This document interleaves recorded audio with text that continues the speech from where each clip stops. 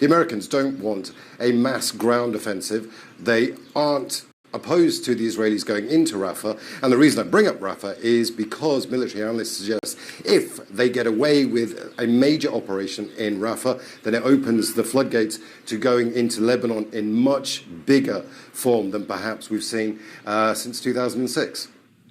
Now, the United States has reportedly approved a multi-billion-dollar arms package for Israel that includes bombs and fighter jets. The US sends about $3.8 billion in military assistance to its ally every year. The Washington Post says that the Biden administration has signed off on a package that includes 1,800 bombs weighing 900 kilograms each. Also authorized for transfer are 500 bombs weighing 250 kilograms each. And the deal apparently includes fighter jets too. Now, the White House has declined comment on the weapons transfer. Kimberly Halkett has more from Washington, D.C. Despite increasing pressure from high-profile Democratic senators and members of Congress on Capitol Hill to limit military aid to Israel, to halt the number of civilian casualties as a result of Israel's war on Gaza, the White House has signed off on another routine transfer of bombs and warplanes to Israel. Now, last week, the State Department authorized this. This was initially authorized in 2008. It amounts to about $2.5 billion in not only fighter jets, but also in support of the bombs that they would carry. This, despite a growing rift between both the Israeli and U.S. government. You will recall that earlier this week, the Israeli Prime Minister Benjamin Netanyahu abruptly canceled a planned meeting between U.S. and Israeli officials that was to review the Israeli military campaign plans for procedures and military plans for a ground invasion into Rafah, something that the U.S. is strongly opposed to, without any sort of plan for the more than 1 million Palestinians who are currently sheltering there. Now, the reason for that cancellation was because the United States refused to veto a UN Security Council resolution calling for a temporary ceasefire in Gaza. As a result, now we do know that the meeting has been rescheduled, although the date of that has not yet been determined. What we do know, however, is that the United States is hoping during that meeting to discuss with Israel possible alternatives to any sort of military campaign into Rafah. Kimberly Halkett, Al Jazeera, Washington. Now, the Biden administration's support for Israel has prompted dissent within the State Department. Earlier this week, an official who promoted human rights on behalf of the US government became the latest employee to leave her job in protest. My colleague Elizabeth Paranam spoke to Annalie Sheline, who said that she could no longer remain silent. I thought about resigning every time Israel violated international law, hitting hospitals and schools and killing civilians with impunity. And the U.S. government did nothing to try to hold them accountable.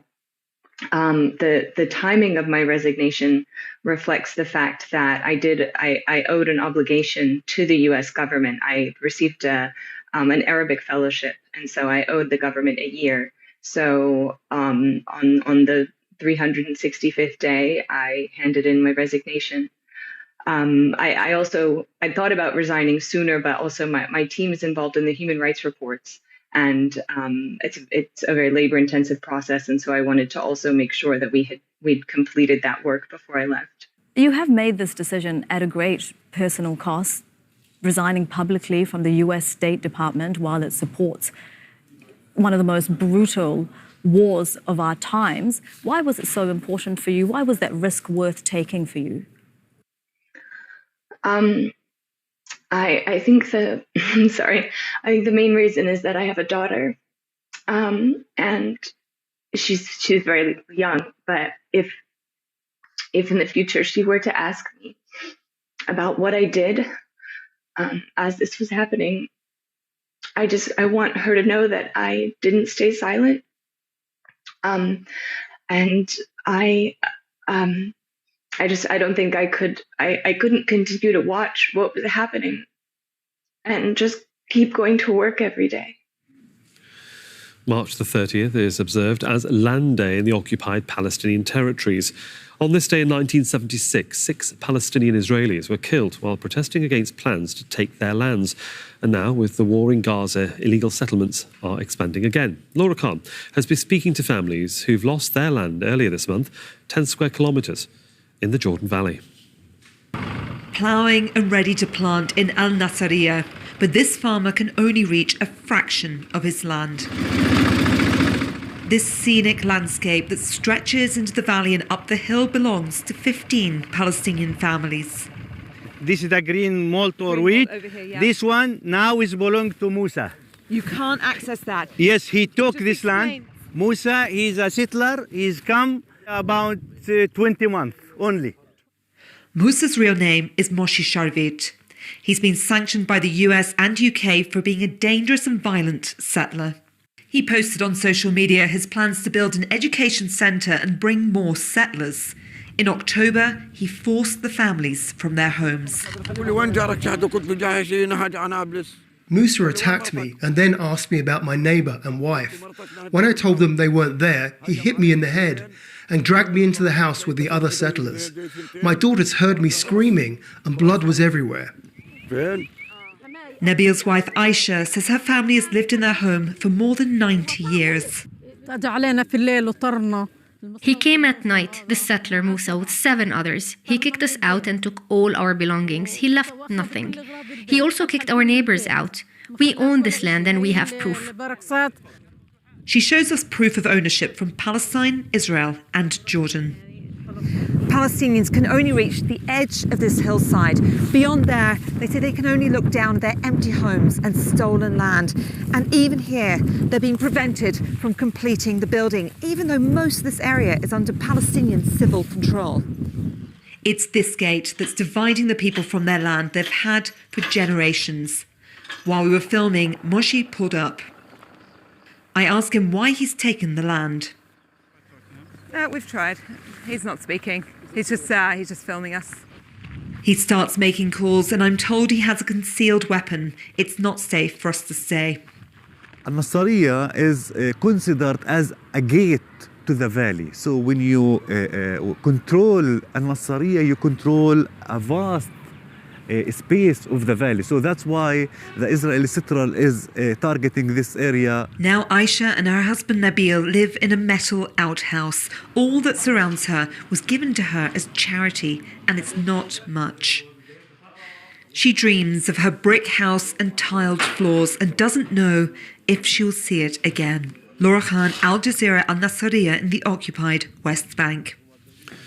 Now, Israeli soldiers have arrested thousands of Palestinians during the war in Gaza. Mohammed's husband was one of them, detained in northern Gaza on December the 9th. She's heard nothing since. This is her story, in her own words. أنا محمد من بيت لاهيا شمال غزة. كنا قاعدين في المدرسة هنا خشوا علينا اليهود وطلعوا الشباب من ضمنهم كان جوزي. لقيت جوزي مريض عنده جلطة رئوية عنده القلب. ما شفنا اليهود لما خشوا علينا قال لهم يطلعوا سن من 18 ل 50. جوز عمره 45 بس مريض يعني ربنا من فوق إن شاء الله بتطلع له وطمنا عليه يا رب وربنا يفك أسره. ما له في أي شغل لا مقاومة ولا شيء. كان بس يخدم الناس هنا في ميه والكل بيشهد له. الكل بيشهد له بقى بس يخدم الناس لا أكل لا شرب. أنا قاعدة هنا أنا وولاد 2. فيش حدا معنا. قاعدة هنا في متر عملت لي شادر أنا وولادي وقعدنا. عندي ابن بسمعش. أنا مش قادرة إيش أعمل له. كل يوم بدي أبوي معيش مصاري أطلع على الجنوب. وين بدي أروح أنا أدور أنا وولادي صغار.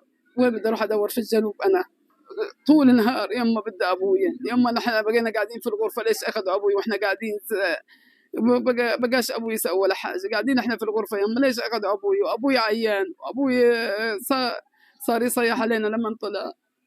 ليش حرام والله حرام عليه. زلمة مريض مع رجليه، أخذوه رجليه ورمات، مش قادر يمشي ولا يتحرك. طلعوه. إيش مسوي هو؟ والله كل المدرسة بتعلم بحياته، كل الناس بتعلم بحياته. زلمة في حاله. Still ahead here on Al Jazeera, paying tribute to the migrant workers killed in Baltimore's bridge collapse as the cleanup begins. Plus, every time I say understand, I want the whole group to say, yes, sir, understand. Yes, sir, understand. Yes, sir. And we take a look back at the extraordinary career of the award-winning actor Louis Gossett Jr.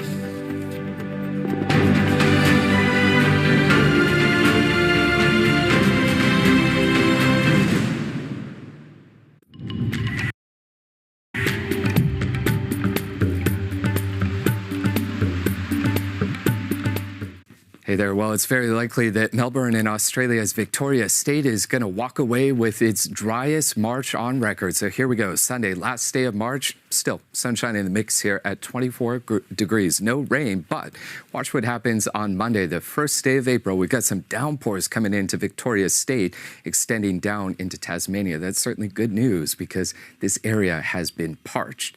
To New Zealand we go. Wet weather shifts away from the East Cape, but we've got this southerly breeze here. That's a cool wind, so temperatures on the low side for this time of the year. Indonesia, more flooding. West Kalimantan on Borneo Island, and same goes for South Sulawesi. But wow, some pretty big storms on China's Hainan Island here. Watch, visibility knocked out like that. We saw those winds roaring and the pouring rain. And really, this storm system extends around southern China. So let's go in here for a closer look. I think the worst of the rain will actually be just to the north of Hong Kong around Guangxi province, pretty close to Shanghai. Darker the blue and the yellow, that is the more intense rain falling. Cherry blossoms have finally bloomed in Tokyo. We're about latest bloom here in 12 years, but those temperatures certainly shooting up. So Tokyo, 26 degrees for you on Sunday. See ya.